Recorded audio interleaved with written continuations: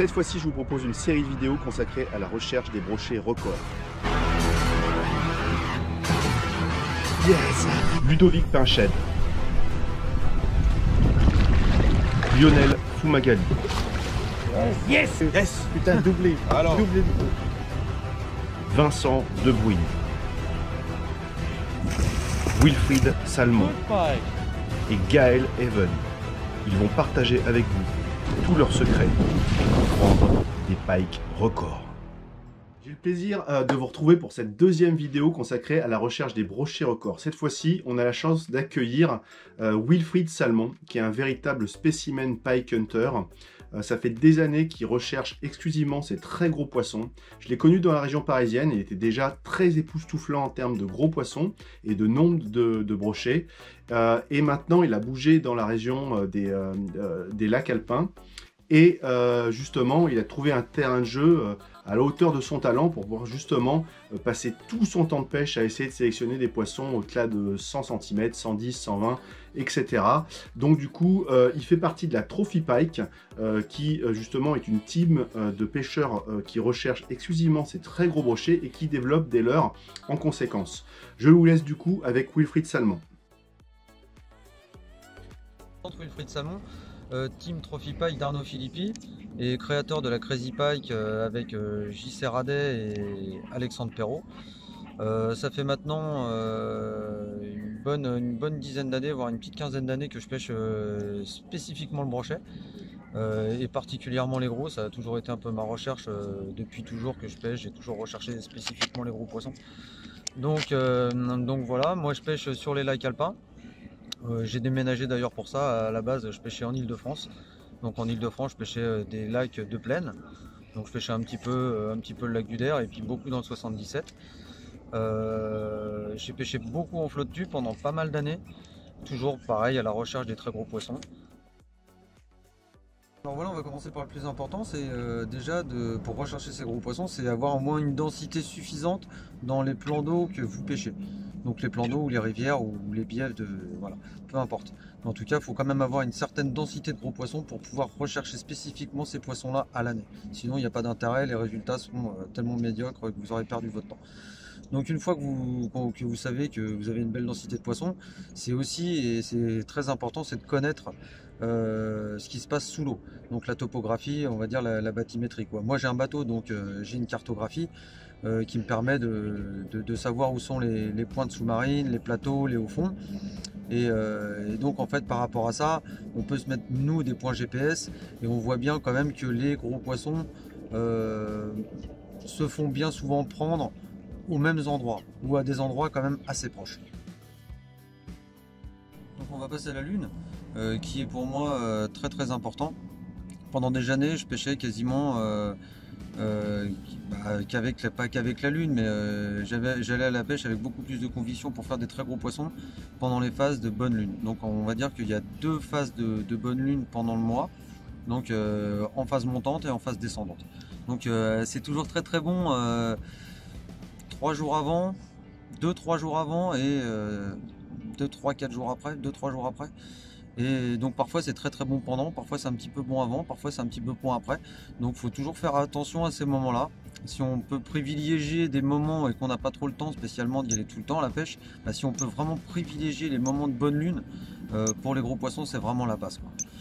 Donc voilà, après tout ce qui va être changement de temps aussi.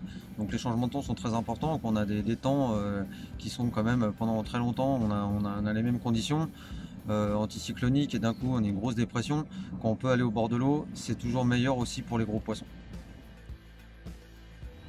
Comme on dit, tous les leurres sont capables de faire des gros poissons, mais après il faut voir la régularité de ces derniers en fait. Donc moi j'utilise spécifiquement des leurres de grande taille.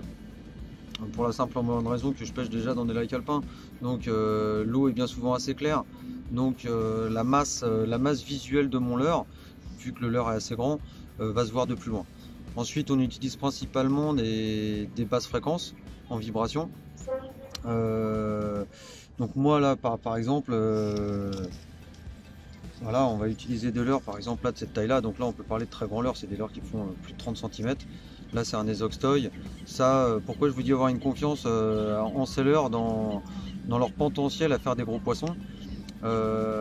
C'est que par exemple les Oxtoy a 11 poissons de plus de 130 à son actif. Donc là, voilà, pour la recherche des gros poissons, on peut faire confiance à ce genre de leurre. Ensuite, en basse fréquence, donc là c'est les Oxtoy a un gros déplacement d'eau et c'est un leurre qui est quand même pas trop utilisé. Donc en fait on va jouer quand même sur la méfiance du poisson, car moins le leurre est utilisé, finalement plus on a de chance de déjouer la méfiance des gros poissons.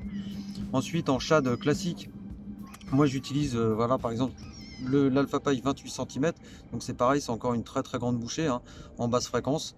Donc là on est sur un coloris pour moi le meilleur de la gamme en kryptonite. Donc là c'est un leurre qui est transparent et hyper phospho, donc avec un séquençage. Donc le séquençage aussi est très important pour les gros poissons. Voilà, donc toujours une grosse masse hein. Ça déplace le poisson de plus loin. Donc un gros poisson peut très bien se déplacer de 15 mètres hein. Un gros poisson qui est à 15 mètres d'un gros leurre comme ça peut facilement venir le chercher. Ensuite parce que bien souvent en fait on pêche bien souvent les pêcheurs de spécimens vont vous dire qu'ils vont pêcher les poissons bien souvent décollés. Mais après quand on pêche le brochet, le gros brochet toute l'année, on peut très bien pêcher le brochet au ras du fond en ayant des résultats. Donc on n'est pas obligé d'attendre qu'il monte, mais en fait on peut très bien aller le chercher par exemple en hiver ou en fin d'automne. Donc nous on utilise bien souvent ce type de leurre pour les rechercher à cette saison. Donc là c'est un Lodzilla, c'est pareil, c'est un leurre qui a plusieurs poissons de plus de 130 à son actif. Comme vous pouvez le voir, hein, on lésine pas en fait sur l'armement, hein, c'est du costaud, c'est quand même des gros triples, voilà, ça bouge pas quoi. Hein. Donc ça faut pas lésiner sur la grosseur des hameçons. Ensuite on n'utilise pas non plus toute l'année des leurres de très grande taille, mais on reste quand même toujours dans des tailles assez élevé quoi. Donc là on est sur un 23 cm. Donc moi j'utilise spécifiquement ça en fait hein.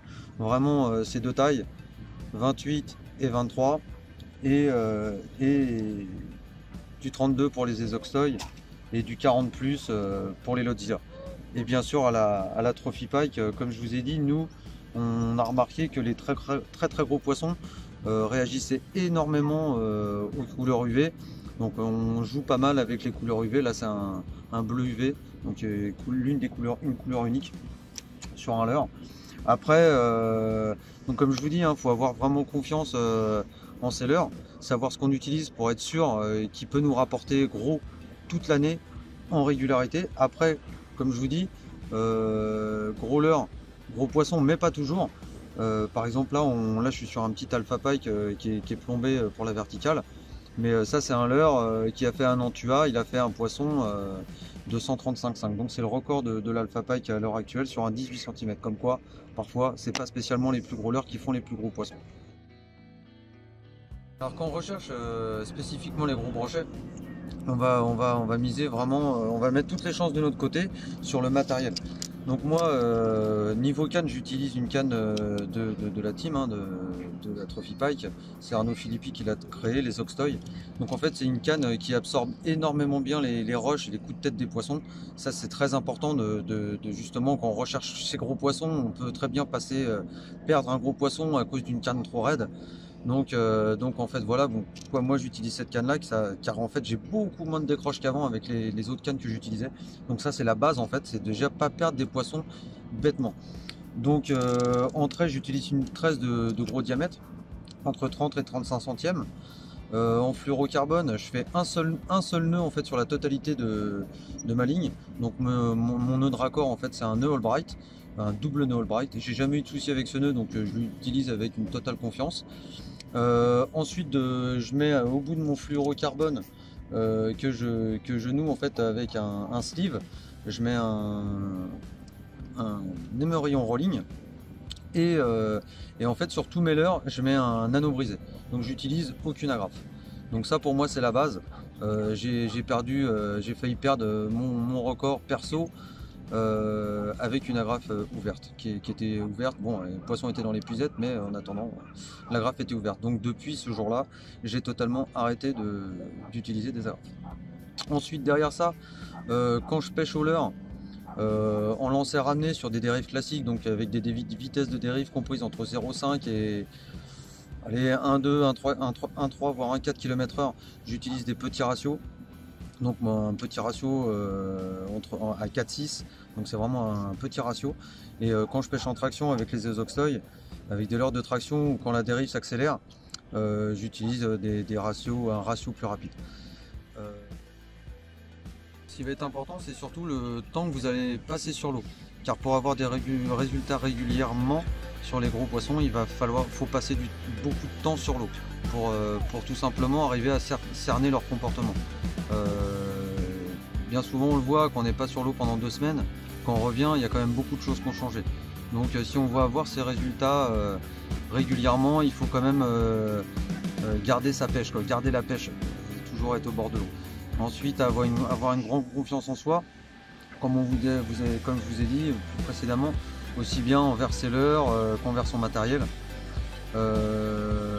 Pas spécialement et surtout pas copier les autres, faire son propre game, son propre jeu quoi. Faut faire sa propre pêche, faut faire ses propres recherches et avoir sa propre analyse. C'est là que vous auriez les meilleurs résultats et c'est comme ça que vous serez différent et que vous ferez sûrement des poissons que les autres ne font pas. Donc j'espère que cette vidéo vous aura plu et qu'elle vous servira dans le futur. Merci à vous et peut-être à un jour au bord de l'eau.